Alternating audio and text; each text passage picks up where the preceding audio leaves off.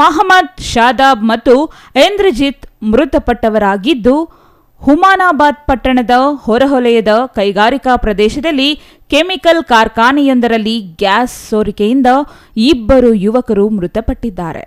ಘಟನೆ ಭಾನುವಾರ ತಡರಾತ್ರಿ ಸಂಭವಿಸಿದೆ. ಪ್ರಸನ್ನ ಪ್ರೀ ಪ್ರೊಸೆಸಿಂಗ್ ಲಿಮಿಟೆಡ್ ಕಂಪನಿಯಲ್ಲಿ ಭಾನುವಾರ ರಾತ್ರಿ ಅವಘಡ ಸಂಭವಿಸಿದೆ. ಕರ್ತವ್ಯ ನಿರ್ವಹಿಸುವ ಸಂದರ್ಭದಲ್ಲಿ ಕೆಮಿಕಲ್ ಗ್ಯಾಸ್ ಸೋರಿಕೆಯಿಂದ ಕಾರ್ಖಾನೆಯಲ್ಲಿ ಕೆಲಸ ಮಾಡುತ್ತಿದ್ದ ಚಿಟಗುಪ್ಪ ತಾಲೂಕಿನ ಒಡ್ಡನಕೇರ ಗ್ರಾಮದ 21 ವರ್ಷದ ಮೊಹಮ್ಮದ್ ಶಾಬಾದ್ ಹಾಗೂ ಮಧ್ಯಪ್ರದೇಶದ ಇಂದ್ರಜಿತ್ ಮೃತಪಟ್ಟ ಯುವಕರು ಎಂದು ಗುರುತಿಸಲಾಗಿದೆ.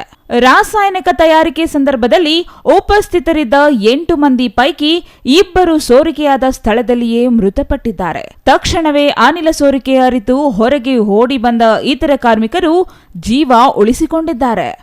ಘಟನೆ ಮಾಹಿತಿ ತಿಳಿಯುತ್ತಿದ್ದಂತೆ 100 ಜನರು ಸರ್ಕಾರಿ ಆಸ್ಪತ್ರೆ ಹತ್ತಿರ ಜಮಾಯಿಸಿಕೊಂಡಿದ್ದರು.